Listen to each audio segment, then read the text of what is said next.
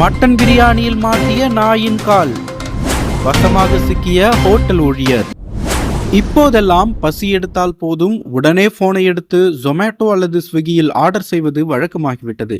அதிலும் ஆஃபர் மற்றும் டிஸ்கவுண்ட்களை பார்த்தால் சிக்கன் பிரியாணி முதல் மட்டன் பிரியாணி வரை ஒரு பிடி பிடிக்காமல் விடுவதில்லை.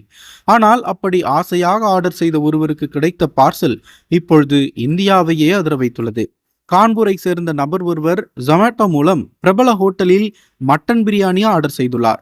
ஆனால் பார்சலை திறந்து பார்த்தபோது அதில் இருந்த கறித்துண்டுகள் மட்டன் போல் இல்லாமல் அச்சு அசலாக நாயின் கால் எலும்பு போலவே இருந்ததைக் கண்டு அதிர்ச்சியில் உறைந்தார். மட்டனுக்கு காசு கொடுத்து வாங்கிவிட்டு நாய்க்கறி சாப்பிடுவதா என ஆத்திரமடைந்த அந்த நபர் உடனடியாக அதை வீடியோ எடுத்து சமூக வலைதளங்களில் பதிவிட அது இப்போது காட்டுத்தீயாக பரவி வருகிறது.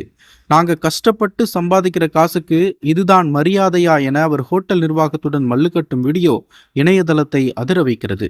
இது உண்மையிலேயே நாய்க்கறியா அல்லது ஆட்டுக்கறி தானா என்பது குறித்து போலீசார் தற்பொழுது தீவிர விசாரணை நடத்தி வருகின்றனர்.